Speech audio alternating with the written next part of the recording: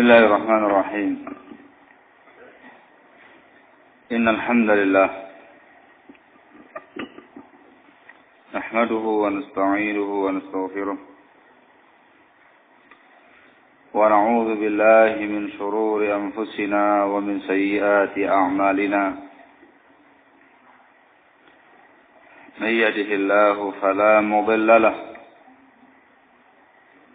ومن يضلل فلا هادي له وأشهد أن لا إله إلا الله وحده لا شريك له وأشهد أن محمدا عبده ورسوله يا أيها الذين آمنوا اتقوا الله حق تقاته ولا تموتن إلا وأنتم مسلمون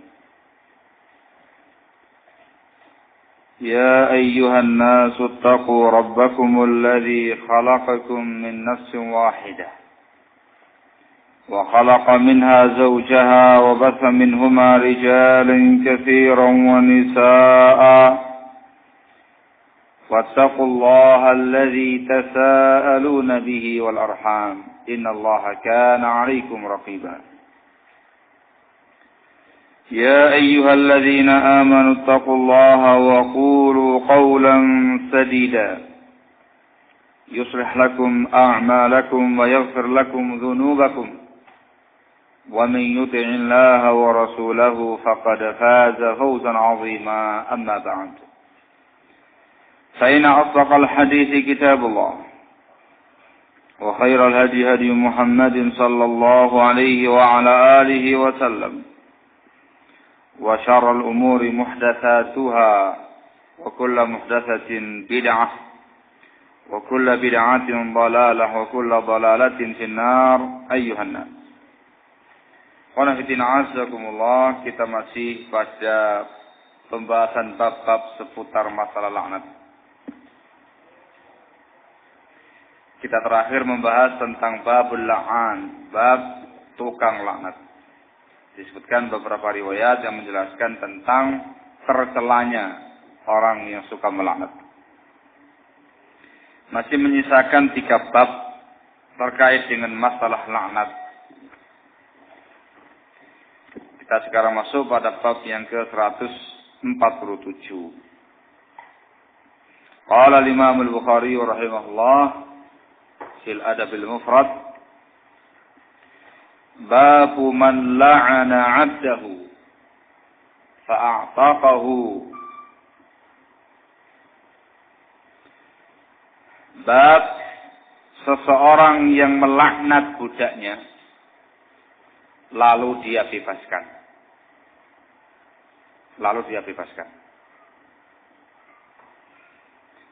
Qala haddatsana Ahmad bin Ya'qub قال حدثني يزيد ابن المقدام ابن شريح عن أبيه dari bapaknya Al-Miqdam ibn Shuraih, an jaddihi dari kakeknya yaitu Shuraih ibn Hani Al-Harithi.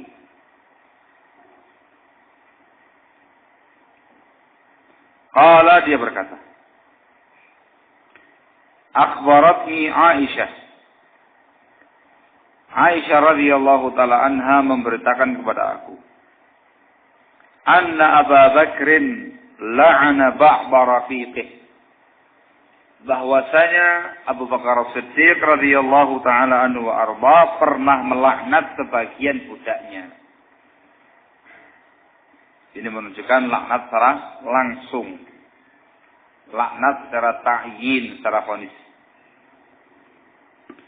Faqala Nabi sallallahu alaihi wa alihi wasallam, maka Nabi sallallahu alaihi wa alihi wasallam bersabda, ya Abu Bakar, wahai Abu Bakar, al-la'anun wa siddiqun kalla wa rabbil Ka'bah. Tukang laknat dan para siddiqun bisa menyatu? Tukang laknat dan seorang siddiq bisa menyatu? Kalla wa rabbil Ka'bah. Sekali-kali tidak, demi Rabbul Ka'bah, demi Rabbnya Ka'bah. Artinya ini merupakan kalimat ancaman, celaan, teguran dari Rasul sallallahu alaihi wasallam kepada sahabat Abu Bakar Siddiq. Maknanya tidak mungkin seseorang yang dikatakan Siddiq kayak Abu Bakar Siddiq ini ya. Tidak mungkin seseorang yang Siddiq dikenal kejujurannya dalam masalah keimanannya, dalam masalah ibadahnya, dalam masalah amalnya. Tidak mungkin seorang Siddiq itu menjadi tukang laknat. Tidak mungkin bisa berkumpul sifat la'n, suka melaknat, dengan sifat siddiqiyah, kejujuran dalam beriman. Tidak mungkin. Kalla wa rabbil Ka'bah, kata Rasul. Ini disampaikan marrataini aw salatan, 2 atau 3 kali. Fa'ataqa Abu Bakr yawma idzin ba'da rafiqih. Maka Abu Bakar Siddiq radhiyallahu taala anhu wa arba membebaskan pada hari itu sebagian budaknya tadi. Langsung dibebaskan. Thumma ja'a an-nabiy sallallahu alaihi wasallam faqala. Kemudian beliau datang kepada Nabi sallallahu alaihi wasallam sambil menyatakan, la a'ud. Aku tidak akan mengulangi lagi. Artinya aku tidak akan mengulangi lagi tindakan melaknat seseorang. Intah. Hadis ini sahih, semua perawi-perawinya thiqat. Dari riwayat ini qanafina azakumullah menunjukkan kepada kita larangan melaknat budak. Walaupun dia statusnya sebagai seorang budak, tidak boleh melaknat seorang budak. Tentu min babi aula, lebih-lebih lagi kalau yang dilaknat itu seseorang yang bukan budak, merdeka. Statusnya dia lebih tinggi. Enggak boleh.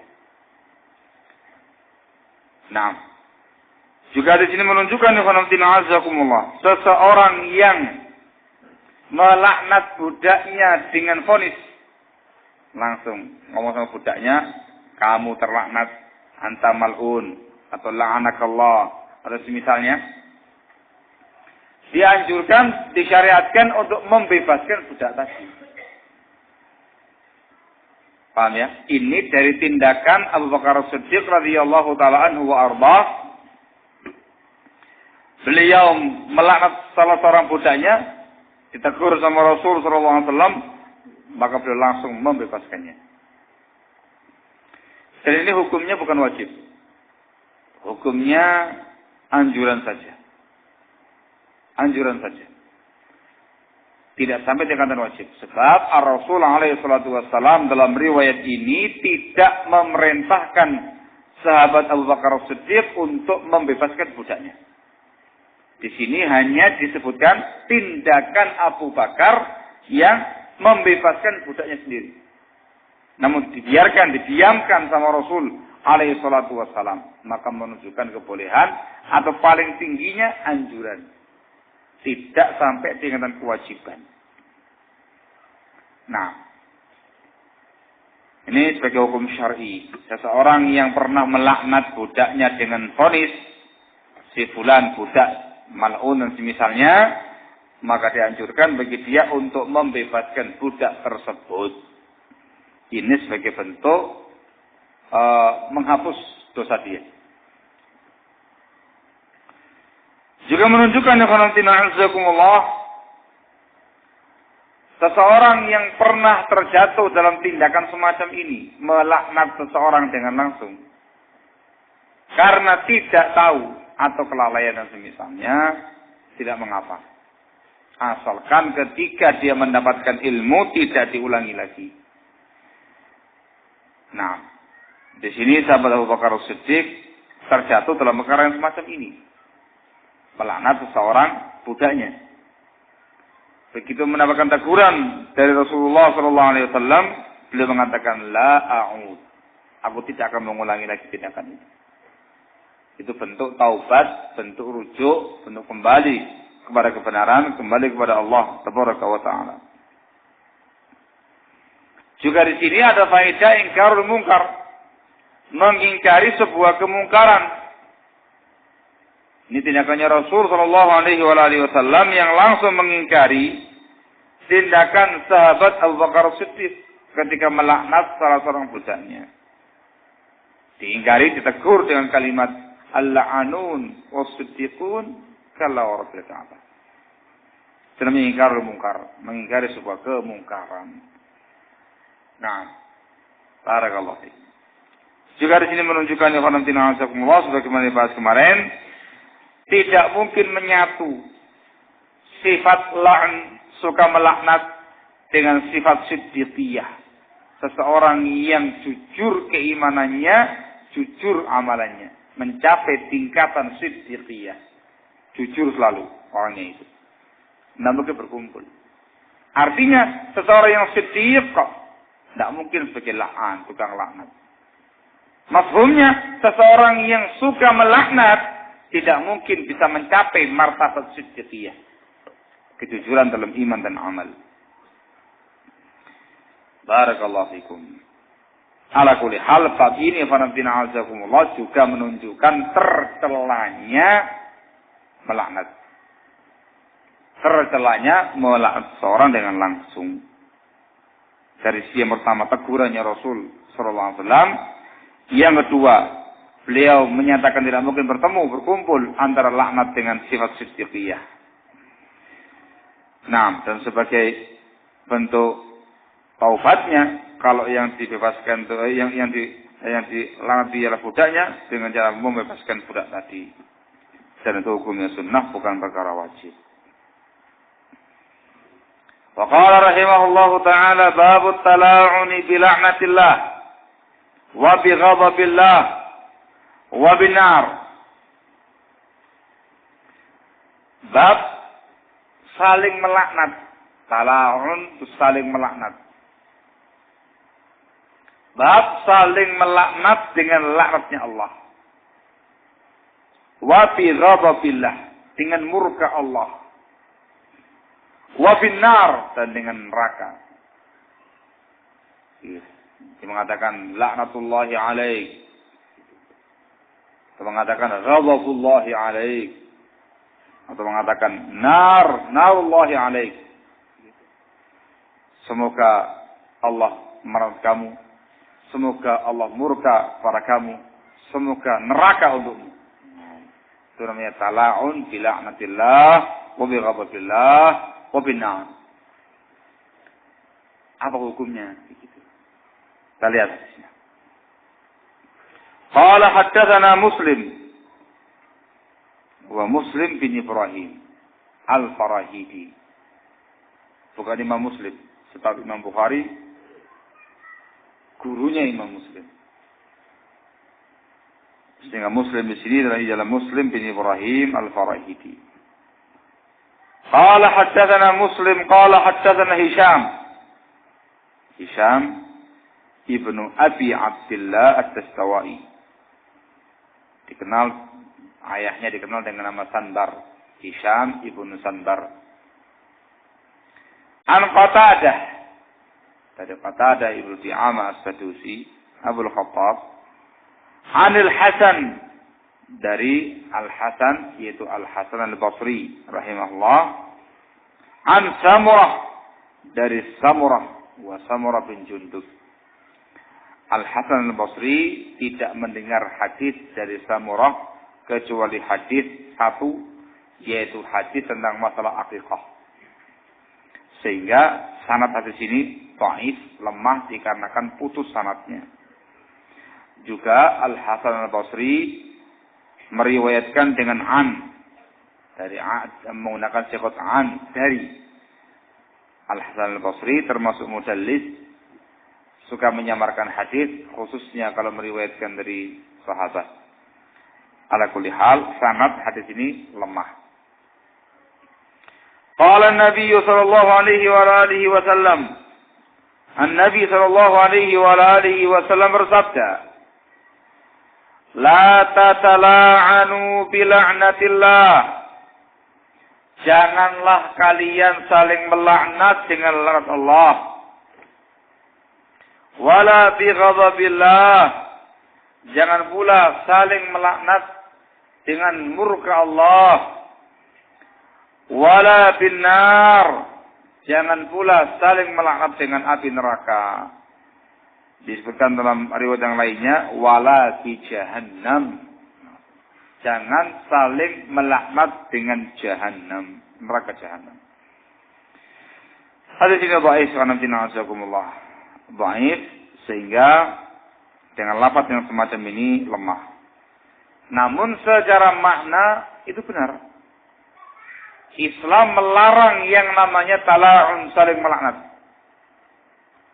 Melarang yang namanya la'an. Apalagi tala'un, saling melaknat satu sama lain.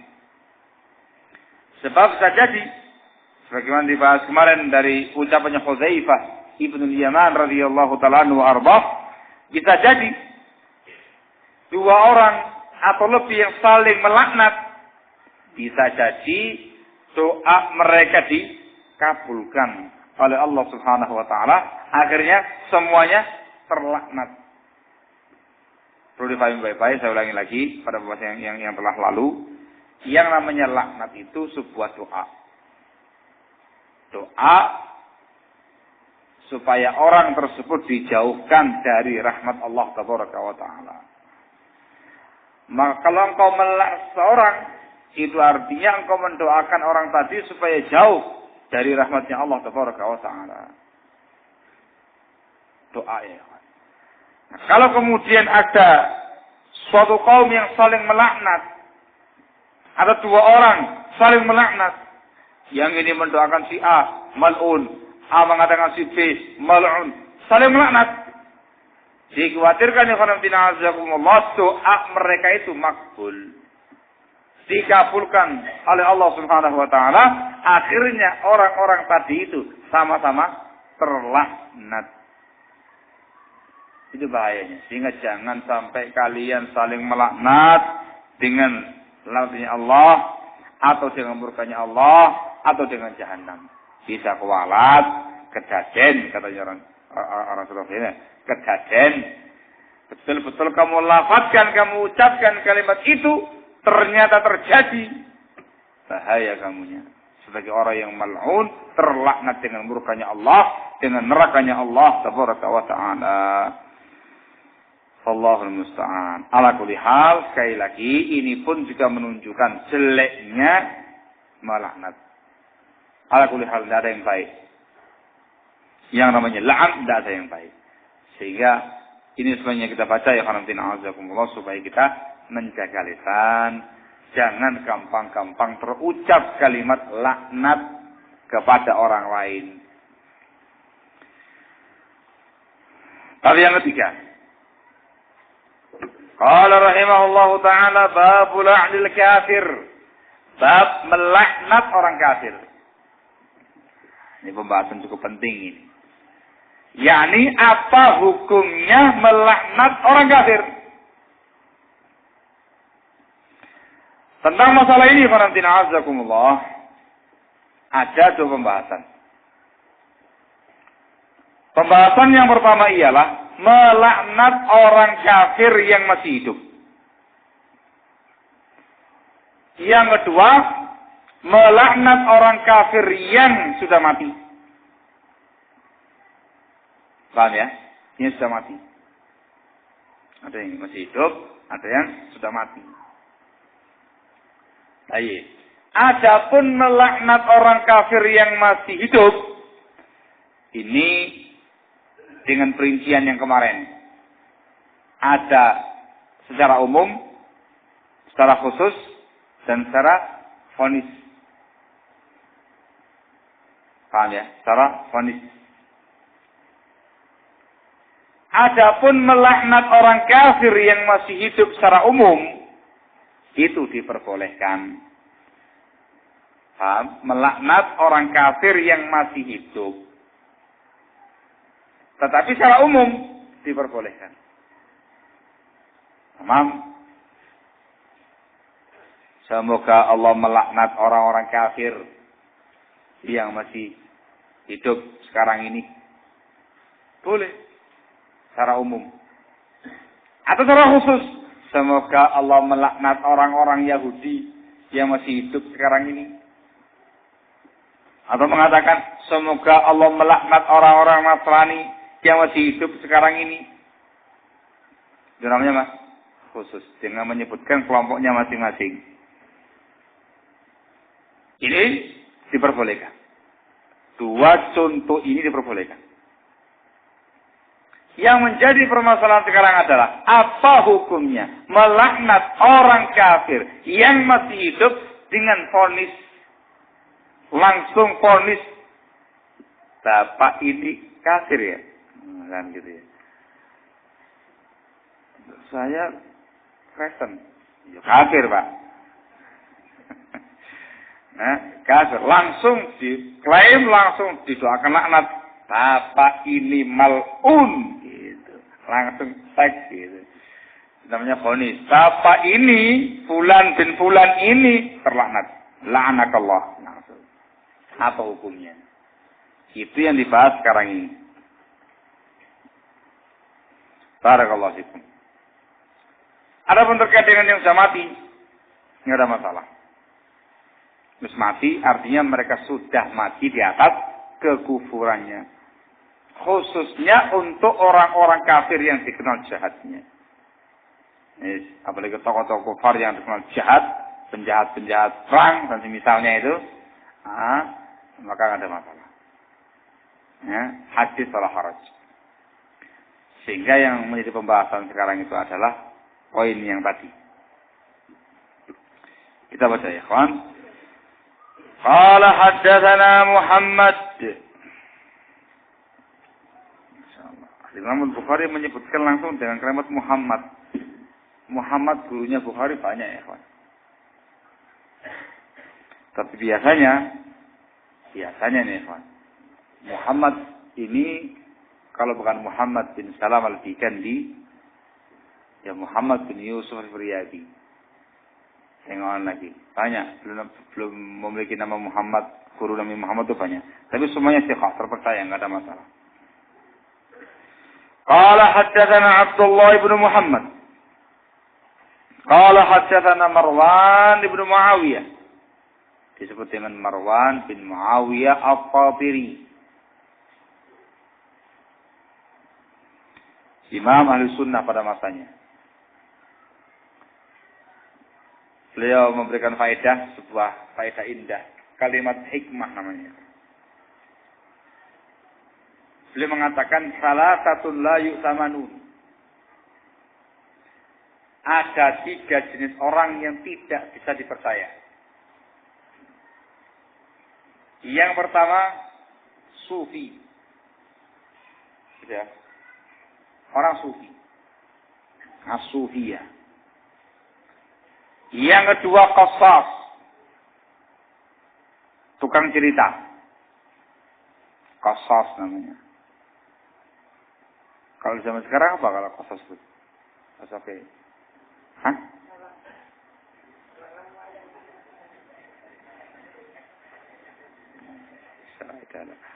Ya, sesuatu yang pas apa ini? Qasas namanya. Kalau di zaman dulu itu ya orang penceramah. Ceramah di depan banyak orang, tapi isinya cuma dongeng, kisah-kisah, gitu. Kisah ini. Jangan tahu memperhatikan sanad-sanadnya, saya sahih atau dhaif misalnya. Nah, kebanyakan qasas di zamannya para ulama dulu kadzabun, para pendusta. Nah, ada sebuah kisah, tapi Allah alam sahih apa enggak. Kisahnya terkait dengan Imam Ahmad dan Ibnu Ma'in. Ada yang tahu enggak? Kok kayak gini-gini semua ini? Ini cerita para mubda'un, para tukang pemalsu hadis. Al-kisah bil makna, dengan maknanya ikhwan. Jadi Imam Ahmad bin Hanbal dan Ibnu Ma'in ini pernah singgah di sebuah tempat, sebuah masjid, salat gitu. Tiba-tiba ada salah seorang qasas yang naik, tampil. Jadi ingat kayak tablek kalau bayar. Tampil bayar gitu terus gitu. Sang qasas ini ya ikhwan, subhanallah, enggak punya malu dia. Dia ini membawakan sebuah riwayat, sebuah hadis cukup panjang begitu. Dan dia menyebutkan syaratnya. Qala haddatsana Ahmad bin Hanbal. Bahkan kisahnya. Ibnu Ma'in. Kira ini. Nolak Imam Ahmad. Kok bisa Ahmad bin Hanbal punya riwayat kayak gini? Dibawakan kembali kisah yang lainnya lagi. Syaratnya Ibnu Ma'in kali ini. Qala haddatsana Yahya ibnu Ma'in. Juga saya lagi Ibnu Ma'in ini. Kok bisa Ibnu Ma'in ngomong kayak gini ya? Ini mesti orang ini enggak beres ini. Selesai dia cerita, sosoknya itu didekati oleh mereka berdua. Apa kamu tahu siapa tuh Ahmad bin Hanbal dan Ibnu Ma'in? Saya tahu. Saya itu Ahmad bin Hanbal. Yang ini, saya itu Ibnu Ma'in. Saya tidak pernah menyampaikan riwayat seperti itu pada siapapun. Dusta itu. Itu bukannya malu ya, Evan. Dia malah marah-marah. Emangnya tidak ada Ahmad bin Hanbal selain Anda? Emangnya tidak ada Ibnu Ma'in selain Anda? Banyak Ahmad bin Hanbal yang lain. Banyak juga Ibnu Ma'in yang lain. Tidak cuma ada berdua saja. Akhirnya dikatakan, jahilnya orang ini. Atau keluar pergi mereka berdua. Ada jahil. Diurusi sama teman ini. Akhirnya pergi mereka berdua. Ada qasas. La yu'tamanun. Nah, sekarang ini juga cukup banyak dai-dai yang bertebaran di tanah air. Isinya cuma cerita. Cerita. Yang paling jago cerita itu Tabligiyah. Isinya cuma cerita dongeng cerita mimpi Nggak ada ilmunya ya. Ala kulli hal ini orang kedua. Sufiyah, qasas. Yang ketiga, mubtadi'un yaruddu ala mubtadi'. Seorang ahli bid'ah membantah ahli bid'ah yang lain. Jangan dipercaya. Gitu ya. Kok ada seorang yang dikenal sufi membantah seorang syi'i, rafidhi. Masa percaya. Itu bola dewe. Saudara kandung sufiyah syiah itu. Jangan dipercaya. Kata, ada seorang jihadi, tahu jihadi ya, yang punya pemikiran demen-demen jihad. Tahu-tahu membantah seorang takfiri yang biasa mengkafirkan orang. Saya percaya itu. Terus bapak itu. Ikhwali ab itu. Saudara ayah itu. Jangan percaya orang-orang semacam itu. Tamam? Barakallahu fiik. Ada seorang sururi, bantah seorang ikhwani, ada percaya. Jangan percaya. Sururi itu anaknya ikhwan muslimin. Sururiyah itu anaknya ikhwaniyah. Ada percaya. Anak dhewe. Gak mungkin anak dhewe kok bantah wong tuane. Nggak mungkin. Itu namanya mubtadi'un yaruddu ala mubtadi'. La yu'tamanun. Jangan dipercaya. Jangan mengatakan, sudah mereka mengeluarkan bantahannya itu. Masya Allah begini-begini. Gak percaya. Intinya itu orang gak terpercaya. Yang dipandang pun juga gak dipercaya. Sama-sama gak dipercaya. La yu'tamanun. Sehingga yang hanya dipercaya dalam urusan bantah membantah itu ahlul haq, ahlus sunnah. Ini faedah ya. Sering diulang-ulang oleh Syekh Muqbil bin Hadi rahimahullah dalam tarznya setiap kali membaca rawi yang satu ini. Diingatkan terus sama beliau. Nah, ini disebutkan dalam kitabnya beliau ketika membantah, ketika menerangkan tentang siapa itu Muhammad Rashid Ridha. Nah, rudud ahli ilm, bantahan para ulama tentang orang-orang yang mencela hadis masalah sihir dan penjelasan jauhnya Muhammad Rashid Ridha dari salafiyah. Nah, dibawakan ini sama beliau. Barakallahu fiik. Gak percaya.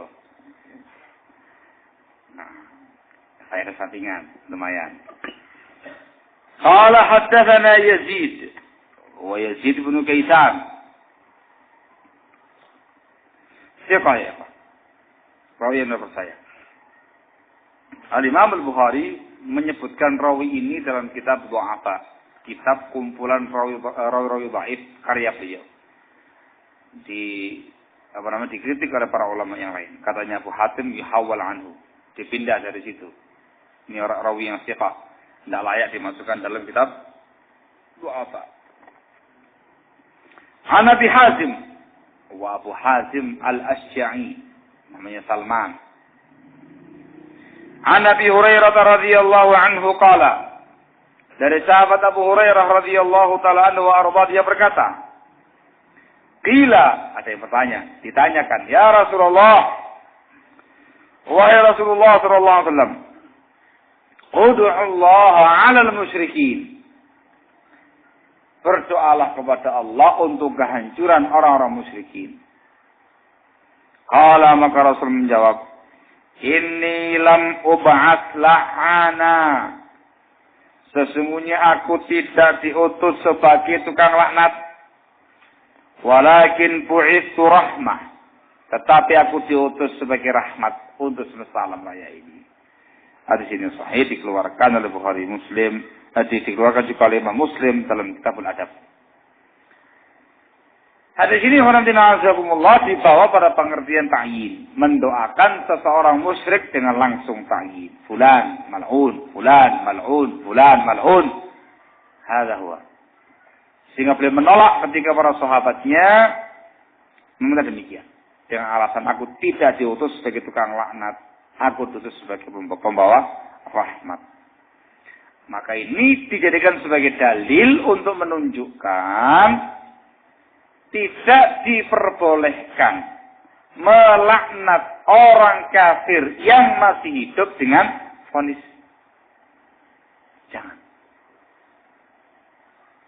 Dari mafhumnya riwayat ini menunjukkan tindakan tersebut bertentangan dengan prinsip rahmatnya Islam. Islam itu menebar rahmat, bukan menebar laknat. Barakallahu fiik. Maka yang lebih afdal ketika orang itu masih hidup dan dia kafir, itu didoakan hidayah. Itu boleh, diperbolehkan ya. Selama dia masih hidup, didoakan hidayah. Amin. Hadahullah. Semoga Allah memberi dia hidayah. Wafaqahullah. Semoga diberi taufik untuk masuk Islam dan misalnya. Itu rahmatnya Islam. Nah, adapun terkait dengan mendoakan kaum musyrikin secara umum, doa kehancuran, boleh. Boleh. Sebagian pihak yang melarang.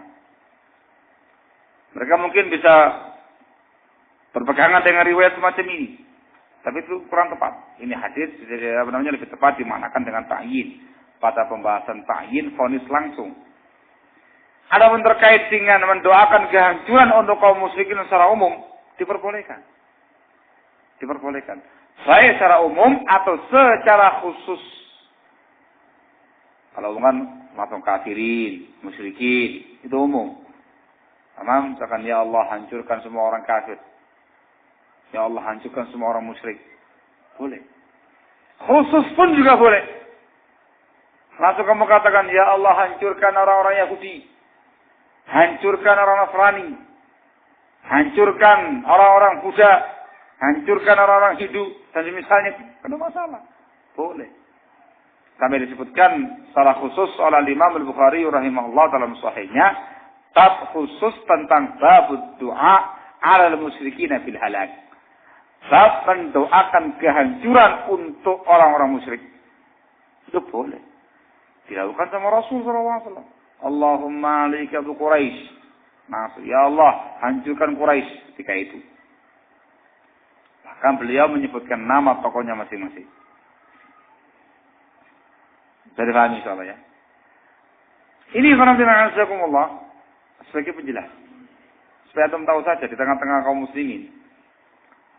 Khususnya ketika strategi Palestina kemarin. Paham? Ini kan banyak yang mengerjakan kurnazilah. Itu kan mendoakan kebaikan, pertolongan untuk kaum muslimin dan kehancuran untuk orang-orang kafir. sebagian para dai, para mubaligh, para ustaz melarang para imam-imam yang ada itu untuk mendoakan kehancuran kaum kufar. Ya surut nazilah, tapi doakan kebaikan untuk kaum muslimin saja. Nah, mendoakan supaya keselamatan untuk bangsa Palestina dan segala macam itu aja sudah. Tidak boleh mendoakan kehancuran untuk orang kafir. Dibantah sama dai yang lainnya lagi, sama mubaligh yang lainnya lagi. Tidak apa-apa itu, syar'i itu. Doakan langsung aja, langsung sebut Israel, kalau masalah. Artinya tempur dewe. Nah, ribut antar dai, ribut antara mubaligh, yang bingung imamnya, ambil jamaah. Iki kurut nazilah mau coba ini. Mau baca apa ini? Kalau pas jadwal pengajiannya ustadz yang melarang, maka dia nggak baca, nggak membaca doa ganjar untuk kaum kufar. Ketika jadwal pengajiannya ustadz yang membolehkan, dibaca sama dia. Dia nggak bingung, inang ngono ae.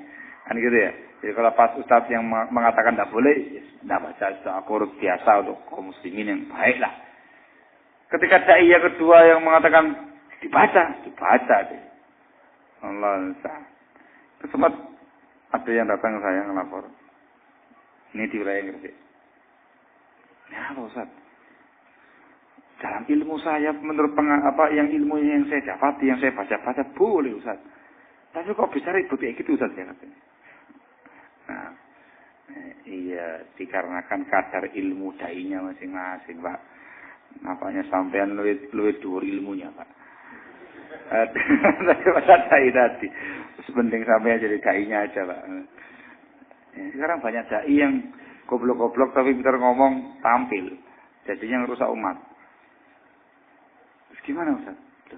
Yang bapak ilmu itu segena jelas nasnya boleh. Ada apa ragu-ragu itu? Jangan mendoakan untuk secara umum, mendoakan langsung khusus sebutkan nama bangsanya boleh. Langsung aja Allahumma 'alaika fi Israil, Allahumma damirhum tadmira, boleh. Ya Allah hancurkan Israel, sehancur-hancurnya. Kalau masalah. Jangan kemudian takut begitu. Nanti kalau Israel dihancurkan, nah bolo-bolo ini ngamuk ya apa nanti kaum muslimin. Sekali mikirin ngono Pak. Yang penting secara hukum syar'i diperbolehkan untuk mendoakan kehancuran untuk kaum kufar secara umum atau secara khusus. Umum dengan kalimat kafirin, musyrikin, khusus langsung menyebutkan Yahudi, Nasrani, Israel, Amerika, apa begitu. Boleh, enggak ada masalah. Sebut. Allahumma musta'an la haula wala quwwata illa billah. Iya, ngaji saya baca-baca begitu Pak. Nah iya. Memang kalau belajar terus ilmunya akeh ngerti Pak. Iya, memang ribut ya Pak. Nah ya itu. Jadi karena kan model dai-nya macam-macam. Allahumma musta'an la haula wala quwwata illa billah. Nah ya Pak, Allahumma musta'an. Jadi paham insyaallah ya. Ringkasnya supaya jangan kemana-mana. Melaknat orang kafir yang masih hidup. Secara umum boleh. Secara khusus boleh. Secara ta'yin, vonis jangan. Lebih baik Anda mendoakan hidayah, taufik untuk dia. Siapa tahu dia menemukan hidayah yang tadinya dia kafir menjadi muslim. Ataupun mendoakan kehancuran untuk kaum musyrikin kafirin secara umum boleh. Secara khusus juga boleh. Bahkan mendoakan langsung untuk tokoh-tokohnya yang telah mati kafir, yang dikenal jahat pun juga diperbolehkan. Yang sudah mati kafir, barakallahu. Hada wadihun insyaallah ta'ala. Selesai membahas semangat, dan insyaallah pada pertemuan yang berikutnya membahas masalah namimah. Nah, provokator atau pengadu domba. InsyaAllah.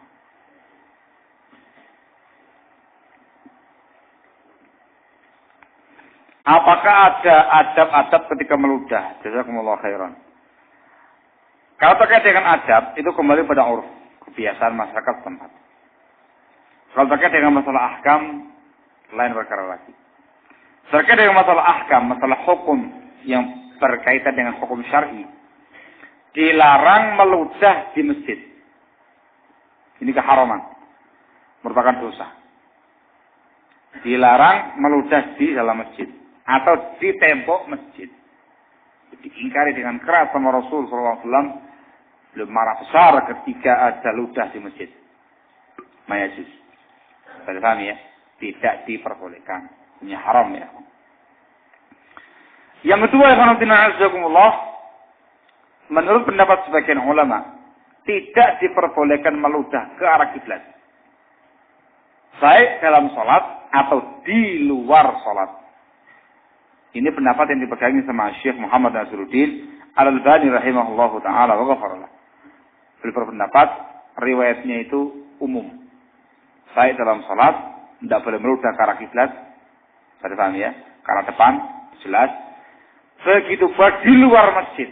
Nanti misalkan di luar sana. Sehingga meludah, tidak boleh meludahkan ke arah kiblat.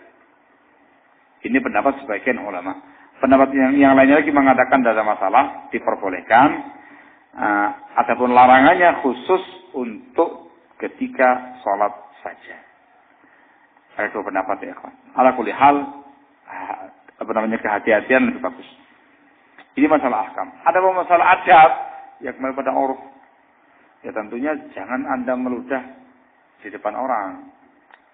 Jangan juga meludahi orang. Kayak gitu ya. Jadi semuanya kurang ajar itu namanya ya. Tamam. Atau ketika di tempat yang banyak, jangan meludah, dikeraskan suaranya begitu. Kemudian banyak orang lagi, kemudian meludahkan di depan banyak orang, atau kurang adab. Atau ketika mereka sedang menyantap hidangan, lagi mangan enak zen, lagi minum zen, ada yang tahu-tahu mengeluarkan suara yang khas itu. Artinya langsung kamu tutup dengan baik. Untuk minggir supaya nggak kedengaran, sudahkan jangan di depan orang. Barakallahu fiik. Itu terkait dengan masalah adab, kembali pada urufnya masyarakat.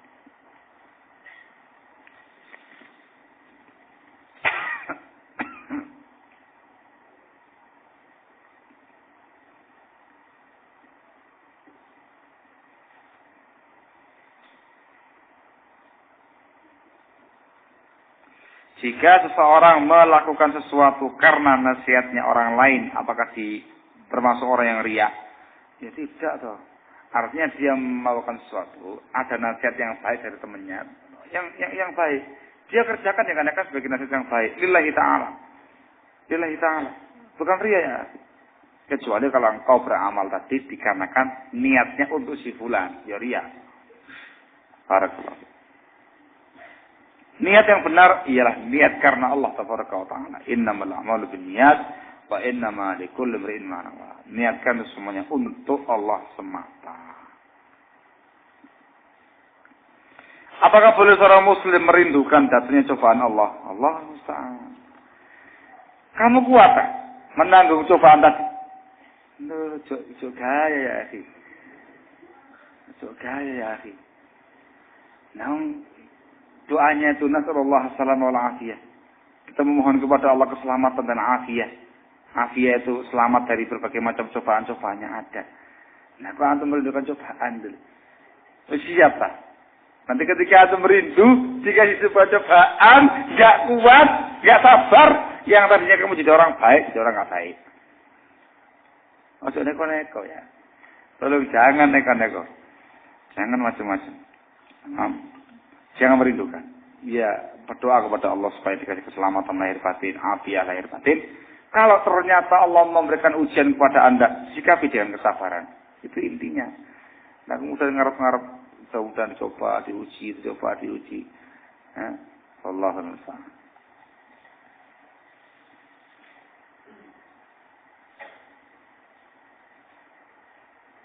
Apakah setan itu mati? Nah, ini coba dibahas di mana nih? Enggak Rasid, jawaban. Apakah setan itu mati?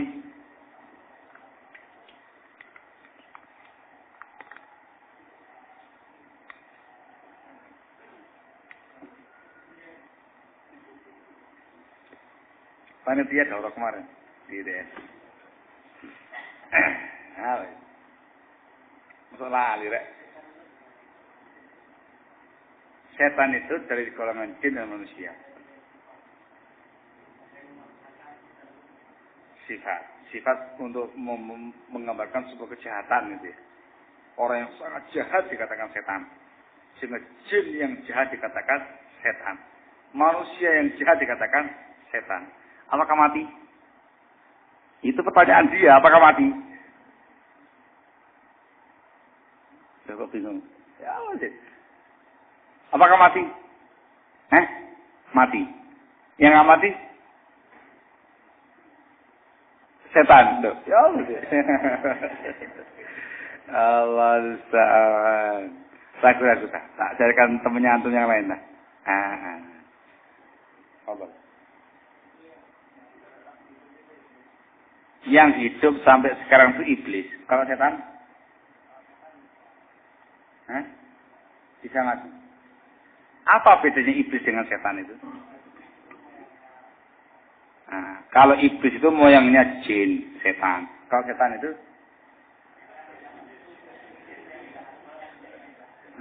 Setan itu ialah sebuah sifat, sebuah nama untuk jin-jin yang jahat.